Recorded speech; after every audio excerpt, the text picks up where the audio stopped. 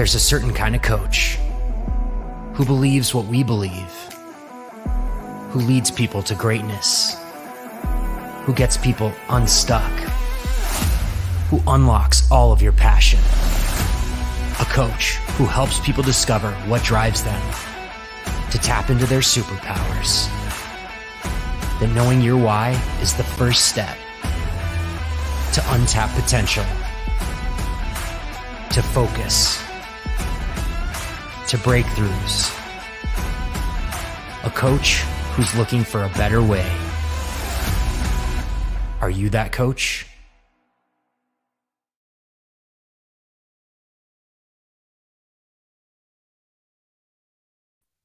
How cool is it that today we get to have that coach with us today? So we're back to the coaches, and I'm so excited to introduce Bruce Captain Kirk to the Why Not Wednesday audience.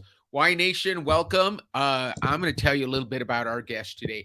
Bruce Kirk equips experienced entrepreneurs who sell their expertise B2B to discover better ways to prospect, sell, recruit, and lead. He's the founder and president of Competitive Edge Selling, located just outside of Philadelphia, Pennsylvania. He is the consummate better way guy who expresses his curiosity and innovative spirit with passion, purpose, and energy in everything he does. Welcome to the show, Bruce Kirk. How are you? Well, welcome, Dan. Great to be here. Thanks for having me. It's a thrill and a privilege. So it's great that. It's great to have you here, Danica Treble. You know, I love it when the attendees start putting out the comments. Danica Treble, you're going to love this one. She says, "Get ready to take a trip on Starship Y." And Lynn Everett. Absolutely, Danica. Thank you. Thank you for being on, Danica. Lynn Everett says, "Hi, Dan and Bruce." And hey, David Mills wants us to know he's looking forward to it, and that wants us to know that Bruce invited him. David, we're so glad you're on.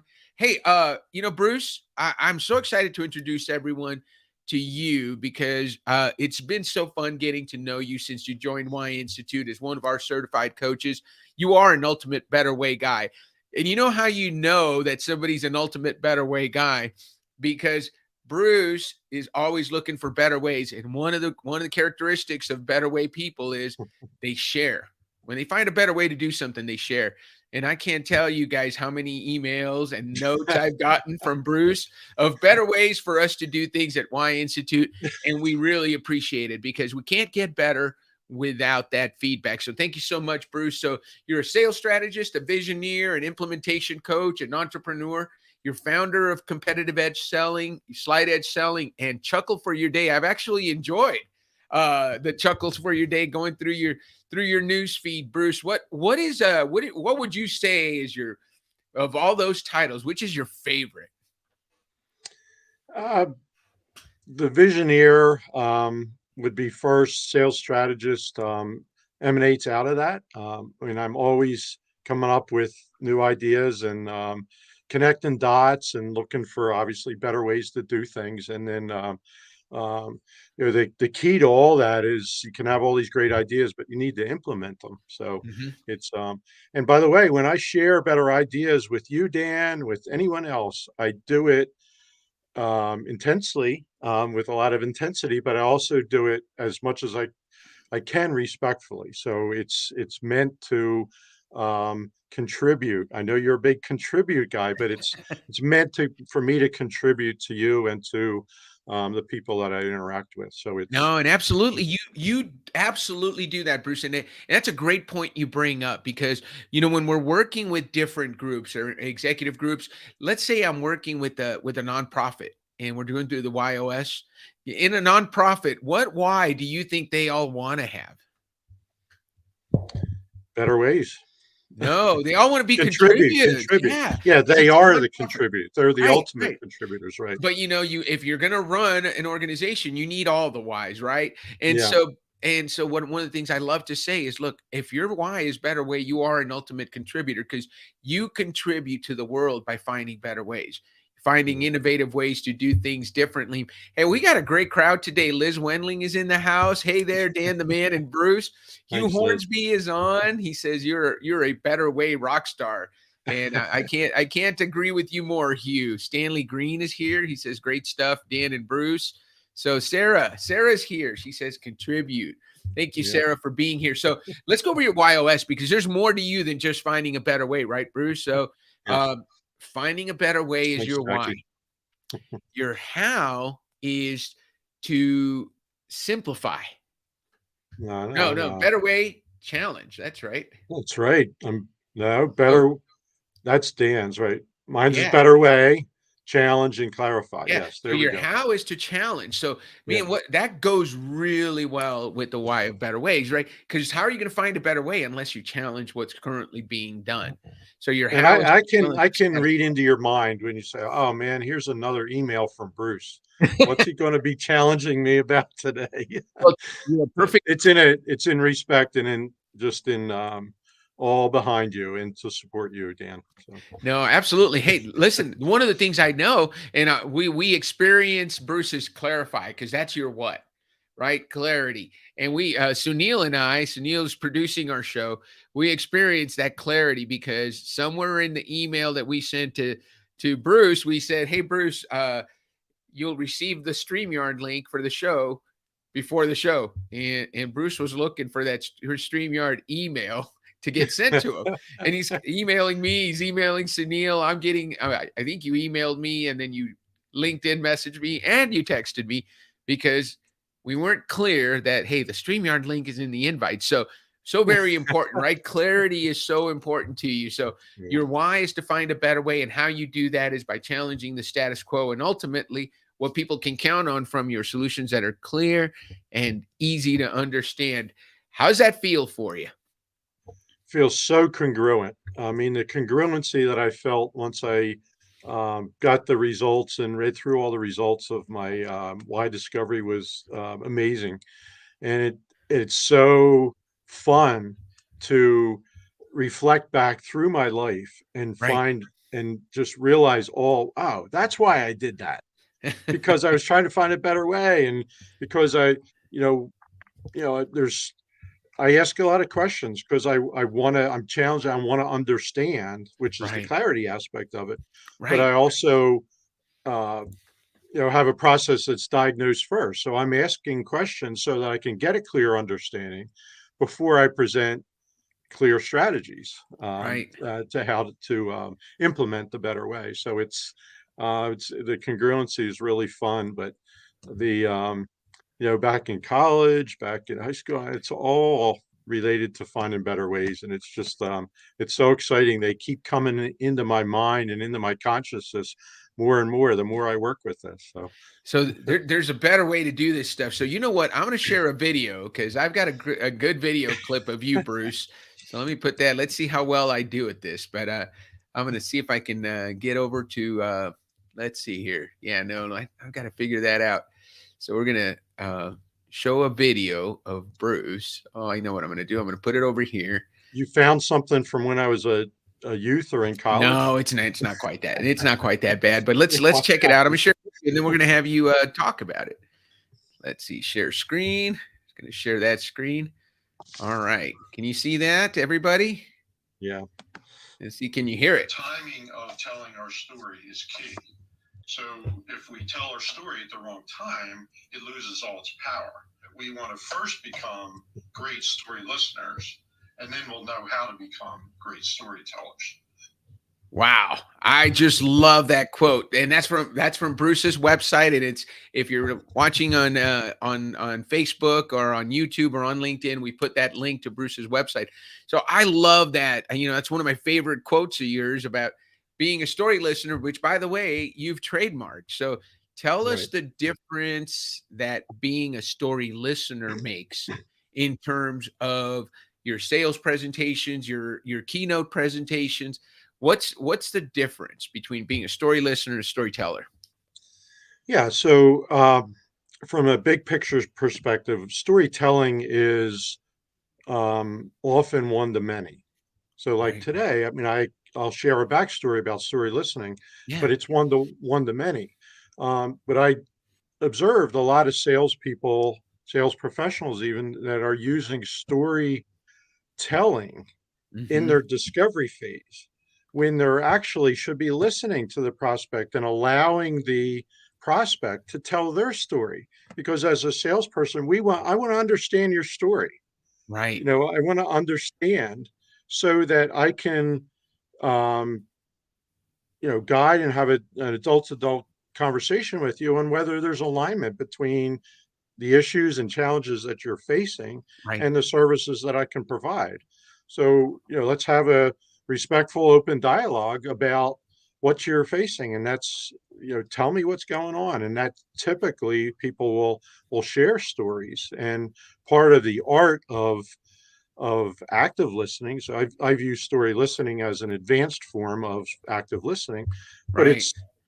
it's just not, it's asking questions and digging deeper so that you truly understand what's going on in the circumstances and situations of the person you're Mhm. talking to.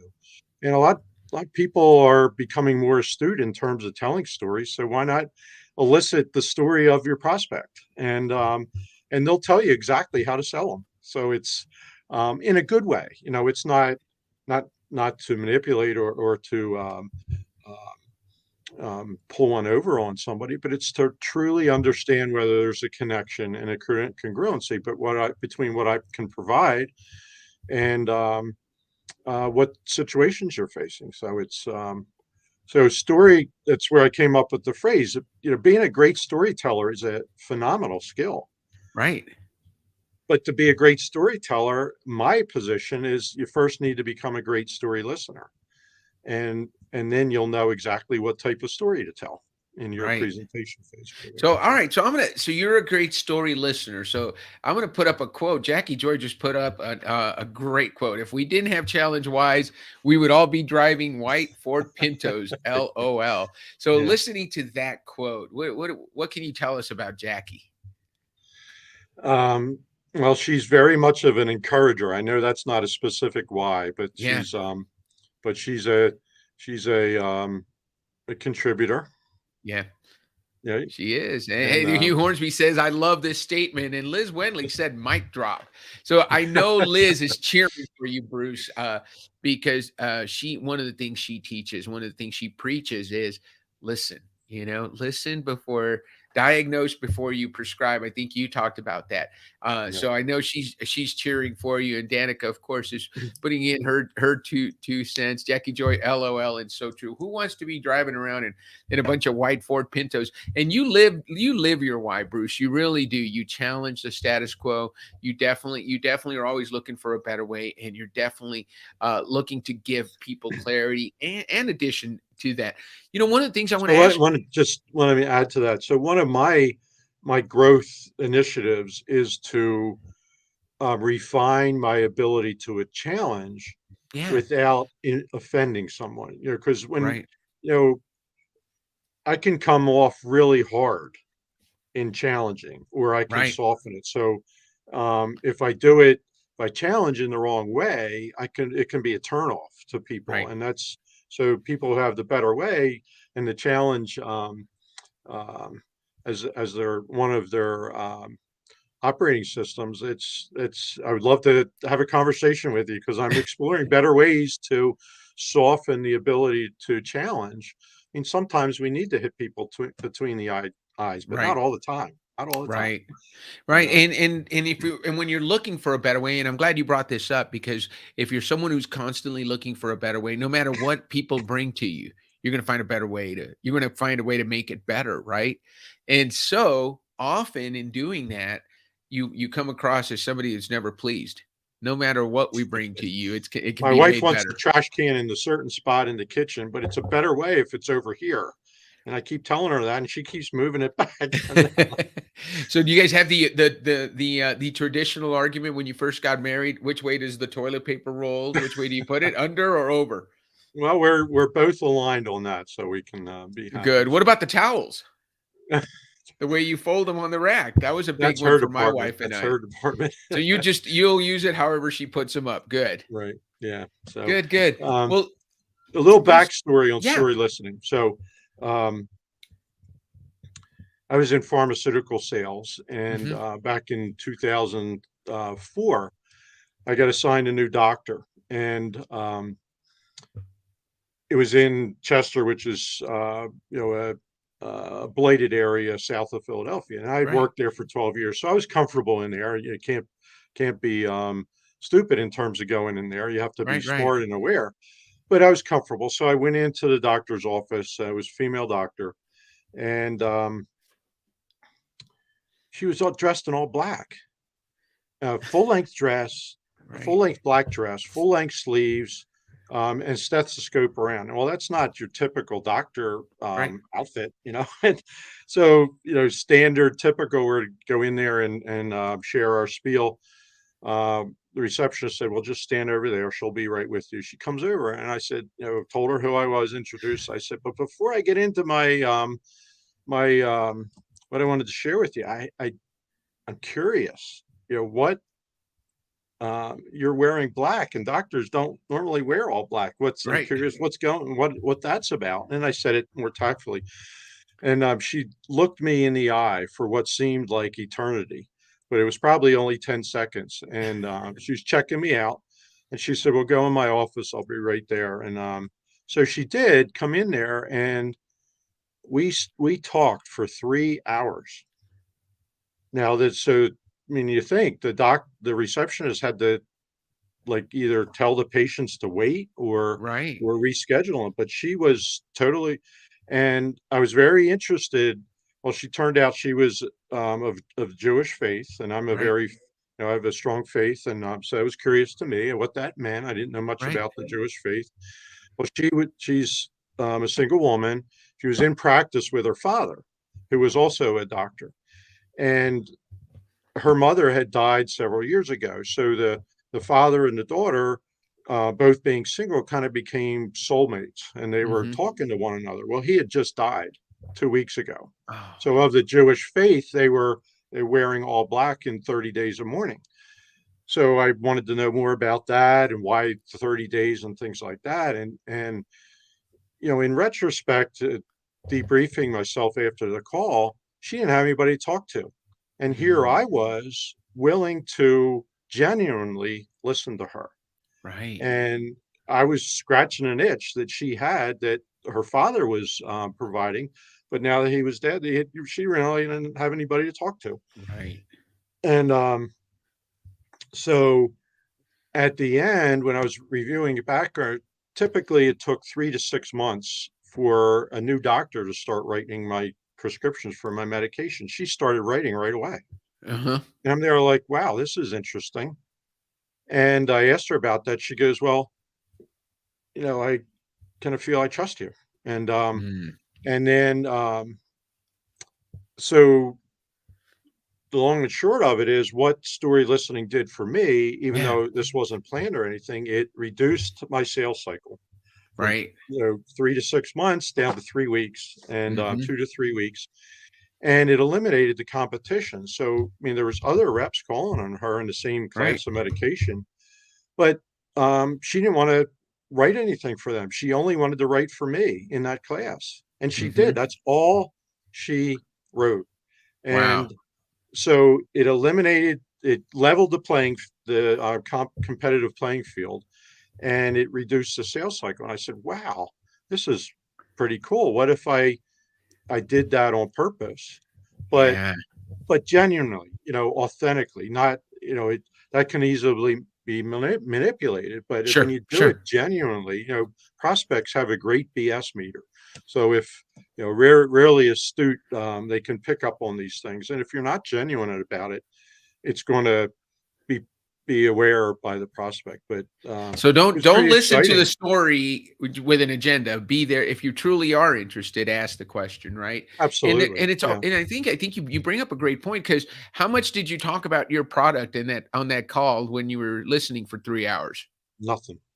Right. And Nothing. how often did you have to tell her about your product in the indications and warnings and all those things that come with the pharmaceutical spiel? Well, they really they know what's out there. Right. We're supposed to tweak and how to apply it and how to implement Sure. using it, which I would do. But Yeah. she was so on my side. She I asked her if she would speak to a pharmacy group that I was sponsoring, and she goes, "Absolutely, I'll do that." And she could sign me up. Anything I ask, and next other times when I went into her office, she would literally stop talking to anybody and come over and, "Here, let me sign for your inventory so you can get out of here and get on your Right. way, because I took so much time of your time last time." She was just so, I mean, it was a true alliance at that point I love that. I love versus that. a salesperson trying to get someone to buy. She was just so excited to work with me, and yeah. Hugh Hornsby says we call the storytelling guns a blazing. Well, you know Yeah. what? You just talked about your faith, and I want to make sure and ask this question. You served as a spiritual entrepreneur, Bruce, founding a missions agency and leading a team of local missionaries to help equip 1,600 chronic drug addicts towards recovery Yeah. and a faith-driven life. Man, tell us about that. Yeah. Well, so I was in a group of small group of 12 men that were Yeah. studying the Bible, and we had a service component to it. So one of them, we were going over to have a game night in this residential drug treatment center. And Okay. so the first time I went in there, I felt called to be doing this. Like I was being led to do it, but my Yeah. hands were shaking. And I had never even Right. talked with a heroin addict before, let alone sit next to them and play games and stuff like that. So we went in there, but soon they wanted to play Yahtzee with me, and I rolled two. You have to roll the dice. Well, I rolled, what is there, two dice in Yahtzee, or three or Man, five? I'm gonna have to defer to you on that, Yeah, Bruce. but I rolled two consecutive 666s. And Right. that, anybody who knows scripture, that means the devil. And they Right. started laughing at me and saying, "Oh, Bruce, the devil's going to get you," and stuff like Right. that. And Right. I said, "What am I doing taking time away from my family to come play Yahtzee with heroin addicts?" So I told the leader that unless I can start a Bible fellowship, a Bible study here, I'm out of here. And so Yeah. it must have come on pretty strong, because he said, "Whoa, okay," and that was in 2007, and I led it for 12 years from there. But um, yeah, it became their church, and it was one of the Mhm. most authentic, realistic church experiences I've ever had, because these people weren't hiding their sins. Right. They were wearing their sins on their sleeve and saying, I want to get better. I want to do this. I want to live a different way. I'm sick and tired of this. And so that's what our focus was. And it was pretty cool. Sounds like you found a better way to turn that game night into a faith-driven mission. Well, they have, you've heard of the 12-step plan. Yeah. Well, I came up with the one-step plan. It's just go right to a new relationship with Jesus Christ. And because I noticed that the people that do have that relationship before they go into the 12-step plan achieve better results than Yeah. those who don't have that relationship. So Yeah. the MO of an addict is, I want what I want, and I want it right now. Right. So you know let's go right for it, the one-step plan. Well, I wanted to let you know that Sarah was cheering you on when we talked about your work in helping these people just come out of their addiction, and I'm sure you had some success. You had some impact on those people. Hey, let's talk about your biggest why not moment before we run out of time, Bruce, because we're having so much fun. We're going to run out of time, but tell me about your biggest why not moment, a time when you said why not to something. What was that moment, and tell us about it. I have an undergraduate degree in forestry, and my father's was an entrepreneur, and he was wanting me to come work for him Right. when I graduated. Had a manufacturing company, and so I was taking a lot of, I double majored in business, so I was taking a lot of business courses, and I got this idea that, well, wait a minute, I'll start a forestry consulting company in West Virginia, which is where I went to school. And Yeah. I had worked in Southern West Virginia, so I understood the landowners down there, and they weren't really represented. There was the coal companies, the Right. lumber companies, and the um, um, companies are looking to buy the timber off these people's land. Right. I said, there's nobody really representing the private landowner. So I started a company called Woodland Investments. And so I was a consulting forester right out of college. And I said, why not? I talked to my dad about it, and I said, well, I don't have anything to lose. I might as well go for it. And he said, go for it. So, Yeah. mm, Love that. but, So tell me how that, looking back on it, how was that about discovering a better way and sharing it with others? well, there's one of my professors shared an account where a timber buyer came to it's very common for people that lived in a shack and had an outhouse and a satellite dish on their front porch to own 200 acres of timber. Right. We think in urban and suburban America, it's half an acre or 1 acre is a pretty good. They own 200 acres of prime timber, and Right. they didn't know what the value was. So a sawmill came and offered 20 $50,000 on the spot for the timber on this 200 acres. Wow. And these people never saw $50,000 in their lifetime. Sure. So they thought this is a great deal. So, I mean, it is. It's fair to both parties, and that's the nature of a respectable deal. Right. By inventory that, it's worth over $200,000, Mm, the timber. right. So, who's getting that the delta between what the mill offered and the landowner got? Right. It's the sawmill, Right. so which is fine. So I saw that they needed representation so they could get the value that they was truly on the property. So that's Right. the purpose and the mission, the vision I was fulfilling in that business. Fantastic. That's really good stuff. Hey, Bruce, I know soon after you and I met, you were going on vacation. I think with your wife. Maybe it was Thanksgiving. I know it was a holiday coming up. It was an anniversary, I think it was. 35th wedding Yeah, anniversary. 35th wedding anniversary. How has discovering your WHY.os, and I don't know if you've done this with your wife, how has it impacted your personal life? It's given me a lot more clarity. That's my what, but it's Yeah, really so. But in terms of my specific business and yeah, prospecting, it's allowed me to fine tune who are my ideal prospects. mhm, So my ideal prospect is now who's frustrated with their status quo and right, wants to discover better ways to grow their business, earn more trust, and improve profitability.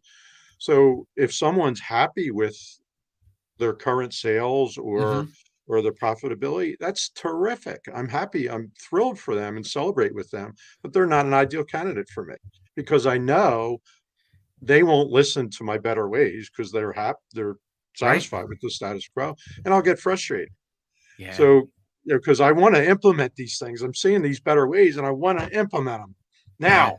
Now, No, but and give them that clarity. If they're not looking for clarity, they're not looking for a better way, and they're not looking for an out of the box solution, how much fun are you gonna have working with them, it's gonna I'm gonna be pounding my head against the wall. So, right? And how but much with my fun are wife, they? yes, I did it, and she's a contribute, Dan. So, Ah, but I've been able to see that in her and how she approached her job, and she works as a triage on staff in an emergency room. So she's looking at how can she contribute to people that are coming into the emergency room under stress. They don't want to be there, right. and make their experience a little bit more easygoing and comfortable. So. Yeah, that's a nurse for you, right? And she's the ultimate contributor. So, how have you, we've talked a little bit about this, but how have you incorporated the tools, everything that you learned when you went through the WHY.os certification, the teaching, the tools, and the mindset of why into your business? Well, I've retooled my LinkedIn profile to incorporate it. Hmm. I've not yet done my website, so I'm getting a jump on you on that because I know you know we talked about that it hadn't been built into my website yet, Yeah, but it has brought so much added meaning to what I'm doing because it's greater focus, it's greater implementation and it's just a lot more fun um, being who I am rather yeah, than wondering why I'm frustrated when somebody's not getting excited about these better way ideas that I came up for them. Well, because they're happy with how things are, Right. or they could be um, um, not happy with how I'm presenting it too. So Yeah. I'm working on that. Yep. I love that banner. Gain your advantage with breakthrough strategies that earn trust, boost sales, and drive profitability. But even more, I love how you've got your YOS right under your name, Captain Kirk. I believe success happens when you discover better ways to do what you love to do. I work with business owners and sales professionals who are sick of the status quo and want better ways to grow and prosper their business. Have people commented on it? Um, I had a one-to-one with Hugh Hornsby about it, so I'm working to incorporate some of his suggestions there. But um, Outstanding. yeah, but uh, it's a lot of fun knowing. I mean, I'm very um, focused on self-awareness and knowing who I am, but this just takes it to a new level, and I'm really thankful for you, Dan, and grateful for you, and grateful for Jackie Joy, and those who and ultimately through Hugh Hornsby Right. introduced me to the Y Institute. So Well, we're so glad to have you on board. You know, I gave you a hard time because as a Better Way guy, we do hear from you. We hear from all our Better Way coaches. Danica's always got suggestions for us. Hugh's a challenge guy, so he's always asking why we have to do it that way. Jackie Joy is contribute mastery. So we've got a great group here, and I'm so glad you joined us. Let me ask you one last question, and then I think we're going to finish up because we're right at the top of the hour. What would you say to someone who's considering adding YOS to their repertoire? give me a call. Call Why Bruce, not? But Captain go Kirk. call me. I'll help. I'll introduce you to Dan. But yeah, no, it really provides the clarity that I think a lot of salespeople Yeah. are missing. And I'm joining you on this mission to introduce it to the sales world and the sales industry, that so they can be better representations of who they are. I mean, each one of us Yes. has a uniqueness. That's our differentiation, our uniqueness. So Right. let's understand that to the greatest degree that we possibly can, because nobody can compete with us when we're the best we are. Yeah. I So love that. So, doesn't mean everybody likes us, but right. nobody's gonna, if somebody wants us, and that knowing yourself the way the Y Institute and the Y Discovery does, it's a law of attraction type. You attract the people that like you and want you and respect you for who you are. I love that. Yeah, because you're sharing that, right? Just like you did on your LinkedIn profile. I say we end on that note, Bruce. Thank you so much. Yeah, thank you, Dan, and thank you everybody who attended, and really appreciate you being here. Thank you for being on. Hey guys, next Wednesday we're going to have Mark Hunter on, so make sure you guys tune in next week. We've got the Sales Hunter, so we're on this sales click here. You know, we had Connie Kadansky. We've got Bruce today talking about sales excellence and understanding your why and being your authentic self. And next week we're going to have Mark, the Sales Hunter on. So thank you, Bruce. Have a great rest of your week, and we'll see you guys all next Wednesday on Why Not Wednesday. All right, thank you.